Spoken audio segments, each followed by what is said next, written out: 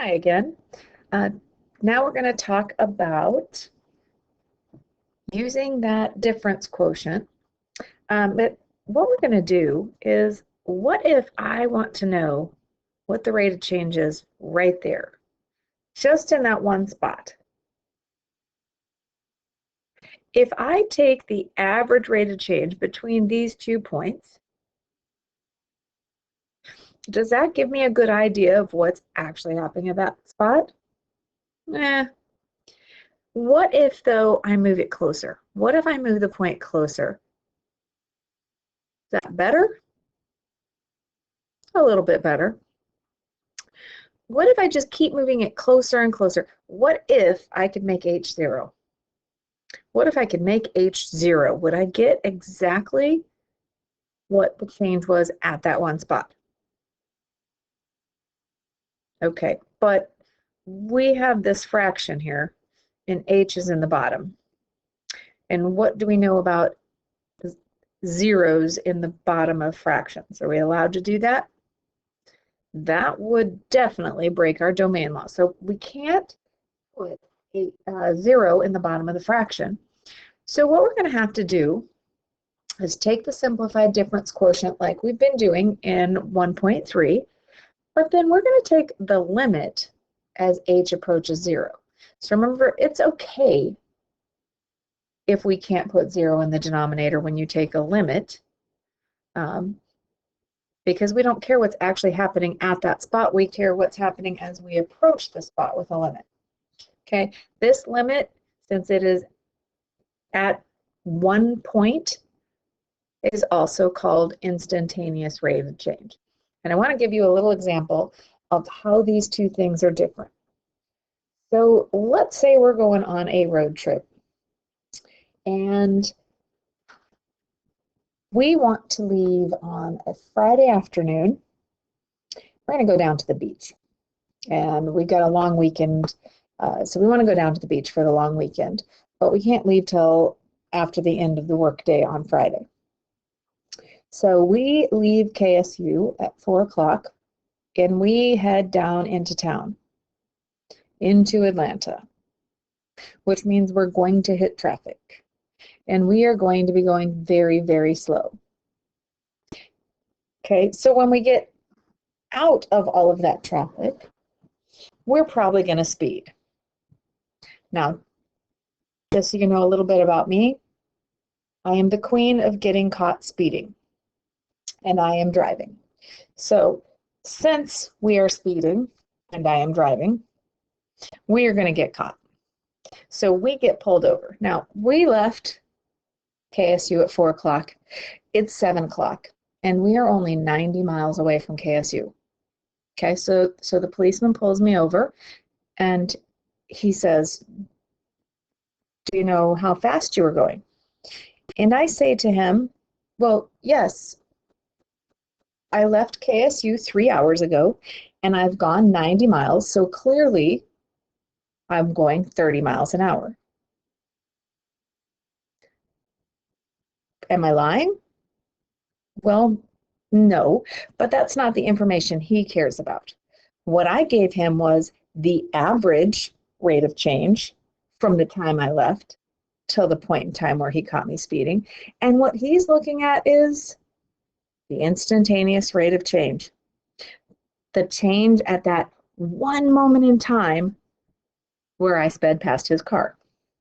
Okay, so that's the difference between what we were doing last class and what we think of as slope before, and this new slope now where we're making h, the difference between the 2 points, the two x values, be 0. So let's see how that works. Okay, and when we do this, it's called the derivative. So that's really all this page is saying. Okay, so let's go ahead and look at, we did this one last time, but let's look at it again. So if I want to find, and this notation with this little prime just means a derivative, f prime is my derivative. I started with f of x, I took its derivative using the simplified difference quotient, and my result is f prime. meaning it came from f of x, but it's not the same as f of x. All right, so remember we have our roadmap. We have f of x plus h has to go in that first spot, minus f of x, and all of that is over h. Okay, so for this example, f of x plus h is x squared plus 2xh plus h squared. Remember, I'm plugging x plus h into where the x is and squaring that whole thing. And when I multiply those two binomials out, that's what I get, minus f of x, so subtract that x squared, and divide by h. Okay, now we're going to combine our like terms, and we are left with 2xh plus h squared divided by h. And if we divide out our h's, remember one from each term, one here, and one here, we are left with 2x plus h. Now, can we plug 0 straight into that using that limit rule that we had? Limit as h approaches 0 of 2x plus h. And if we plug 0 in there, we get 2x plus 0. So the limit as h approaches 0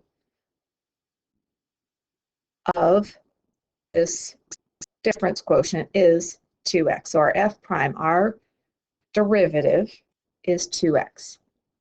Okay, and then this next part wants us to plug in a -3. So we have f prime of -3. So we have 2 times -3, which is -6. Now, what does that tell me? It tells me that the change at that given point, the slope of the tangent line, is -6.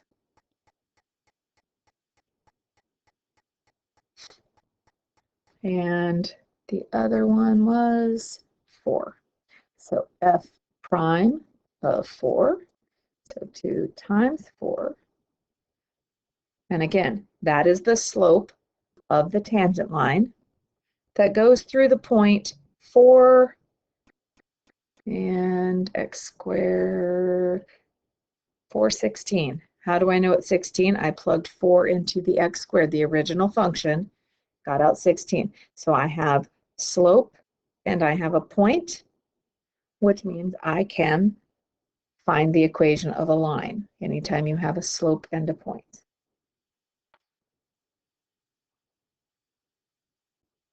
All right. I don't think we really want to multiply x plus h out 3 separate times. I'll go ahead and show you that real quick, though. I'm not going to give you a cubic in class. So if we had x cubed, that would mean I would have to do this. Right? This is my f of x plus h. F of x plus h would be x plus h cubed, which is this. Okay, so we're going to have we're going to have x squared plus 2xh plus h squared times x plus h. No, there's no shortcut for this, which is going to be x cubed plus 2x squared h plus xh squared plus x squared h plus 2xh squared plus h cubed. Okay, and this is going to combine to be x squared plus 3x squared h plus 3xh squared plus h cubed. All right, that was a lot of work. All right, so that's our f of x plus h. Let's go ahead and put that in our roadmap. And actually, I don't want to write it again, so let's just make our roadmap up here. H goes on the bottom, and our f of x was x cubed. Combine your like terms. So you are left with 3x squared h plus 3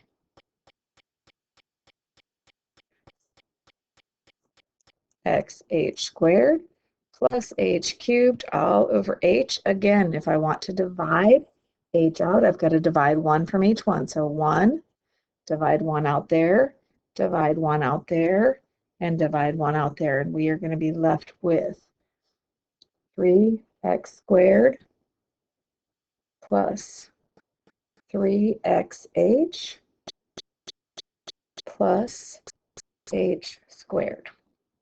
Okay, and we can take the limit as h goes to 0 of this simplified difference quotient. Okay, that means we're going to plug zeros in to the h's. So I have 3x squared plus 3x times 0 plus 0 squared, which is simply going to leave me, that's going to 0 out, that's going to 0 out, with 3x squared. So that is my f prime of x.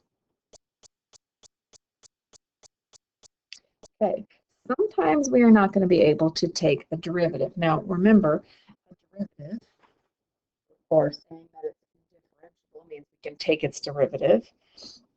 It means that we have the slope of the tangent line. Okay, so let's look at this one. I could draw a tangent line like that and it would touch that spot once. I could draw a tangent line like that. I could draw a tangent line like that. So when we have a harsh point like this, there are an infinite number of tangent lines. So we're not going to be able to figure out which one we're talking about. So points like that are not differentiable. Another spot where it's not differentiable is going to be here at this corner. And let me show you one last example. Look at our tangent line here. You'll see it is a vertical tangent line, straight up and down. So it is also not differentiable, because what is the slope of a vertical line? Undefined. So we will not be able to take a tangent, we will not be able to differentiate when the tangent line is vertical. All right. Another place, the last place where it's not differentiable, is when our graph is broken, like it is here. We have a gap in the graph, so we cannot find the derivative at that point. We could find the derivative here or over here somewhere, but we can't take the derivative when x is -2, because this is not a continuous function at -2. All right, and that is all for tonight. I will talk to you soon.